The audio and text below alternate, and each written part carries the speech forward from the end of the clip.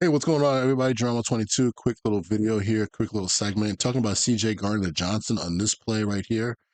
This is a big play. A lot of people that I've heard are kind of blaming him for being wrong on it. So let's take a look at it and see if that's the case. You can even see our corner at the end of that play here puts his hands up and says, "Hey, what's going on?" Right? Just talk about what's going on. Where you have an all-out blitz cover zero, man-to-man coverage, okay? So our corner and our safety, they are both playing man-to-man on number one and number two at the top of the screen. You can see this route combination is a pretty good route combination versus an all-out pressure man defense.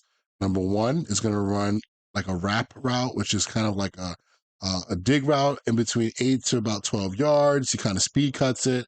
Very effective route versus man-to-man.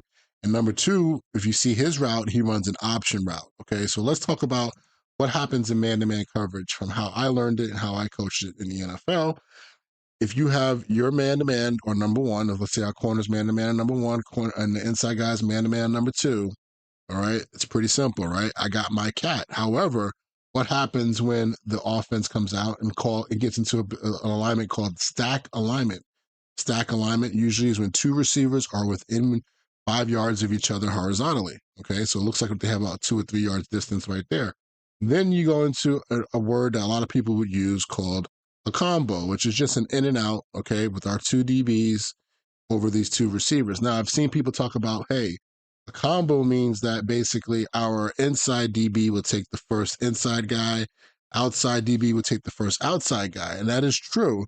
But unlike quarters, where they're going to wait till guys get to almost like 10 yards down the field, this is a little bit different. In man to man coverage, usually that line is about 5 yards.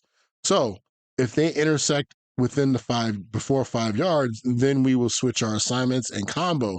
Otherwise, we will lock. We will stay on the original man that we are assigned to if it happens after that. So just want to put that out there.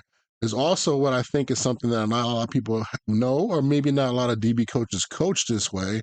But in a scenario where number one receiver goes up the field, okay, and the inside receiver, or usually it's the off the ball receiver, that's usually how it's actually labeled. So it's not the inside or outside, it's the off the ball receiver. If he ever comes up the field in a slow tempo, like he's not running full speed, a lot of times that means he's going to be working some sort of option route, right? He's trying to read the leverage of his defender and work opposite.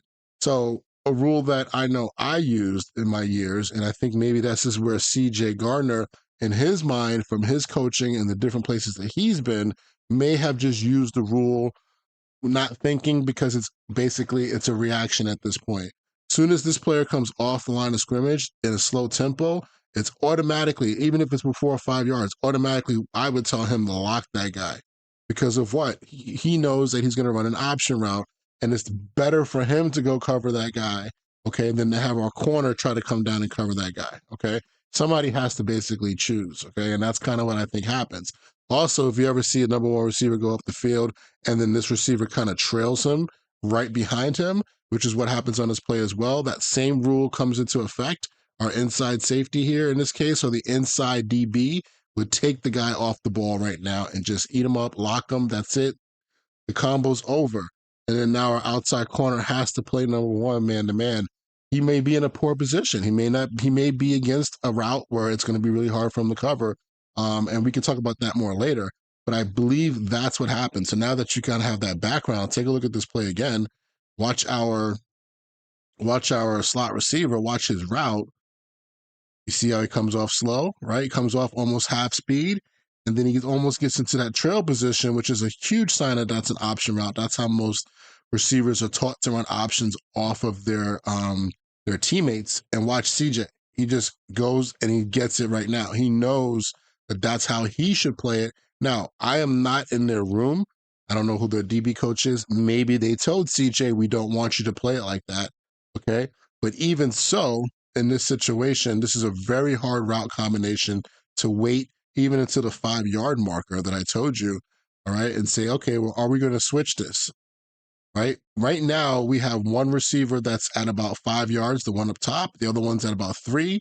What would you tell your guys to do? You know, they technically have not exchanged. If you really want to be technical and you want to treat it that way, they are still in their same spots. He's 1, he's 2 from a horizontal leverage, right? So CJ is not wrong.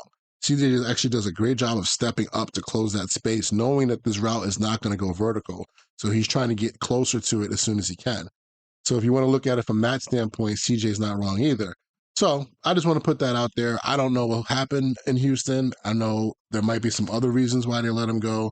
I don't think this is the play to use as an example. And it's really not good to look at players blaming each other on the field either, because you may not really know exactly what happened. Again, it could be a situation where they told both of these DBs, hey, if we get this route, we're going to switch it, then that's fine. But it doesn't seem that way. All right. It really doesn't. Because even number 4, right, he doesn't look like he looks like he was never about to go play this option route. I mean, he's sitting back the whole time. It doesn't look like he was about to go play this option route either. So I'm not quite sure what he was thinking. I don't know. He cannot see, he probably did not see CJ coming up and said, oh, so think about it, man. Think about it. But anyway, just want to let you guys know that's how I would coach it. I think that's the cleanest way to do it. And it's a good offensive play call, good throw, good catch.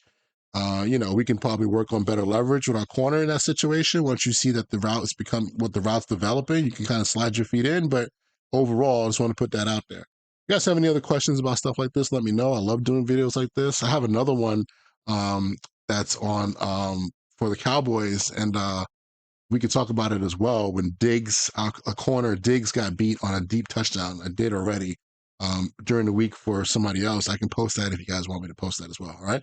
Just let me know if you have any questions, comments, concerns. I'll talk to you later. Peace.